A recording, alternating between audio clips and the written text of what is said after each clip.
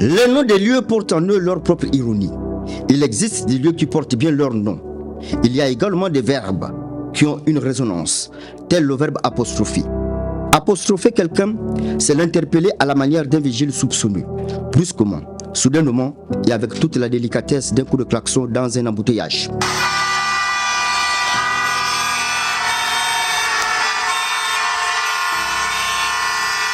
Cela implique d'aborder une personne sans courtoisie, donc de manière désobligeante, en attirant son attention avec un ton de reproche ou un cri.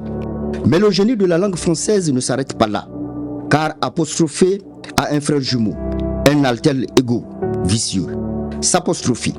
Et c'est là que le bas blesse, car s'apostropher, c'est tout un programme. C'est l'art subtil de s'échanger des invectives, comme on se passerait une balle de tennis, mais une balle enflammée, trempée dans le vitriol. On se lance des remarques acerbes, on se renvoie la politesse, mais quelle politesse? On parade dans l'impolitesse, avec la fierté du coq qui domine la basse-cour. S'apostropher, c'est l'antinomie même de la courtoisie. Il n'y a pas la moindre élégance dans l'apostrophage, pas même une élégance sémantique, ce qui est tout de même un comble pour une activité qui se déroule dans le langage.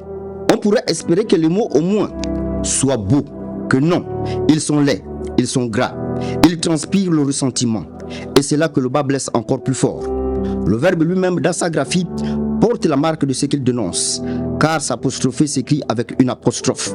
Ironie du sort, coup de génie des académiciens, farce cosmique, on ne sait, mais le fait est là. La discourtoisie s'inscrit jusque dans la typographie. L'apostrophe, ce signe d'élision, devient le symbole de l'élision de la politesse. On efface les convenances, tout s'effondre. Quand on s'apostrophe, on provoque une catastrophe. On finit par se chiffonner, verbe magnifique qui évoque à la fois le linge froissé et l'ego cabossé. On se froisse, on se chiffonne, on se réduit à l'état de mouchoir usagé. Tout va en vrille, les mots volent, les nerfs lâchent, la dignité prend la tangente. C'est pourquoi il nous faut avoir de la tenue, surtout quand on est en tenue. Cela nécessite de la retenue. Une retenue qui, soit dite en passant, permet aussi de ne pas être reconnue. Alors oui, évitons l'apostrophage.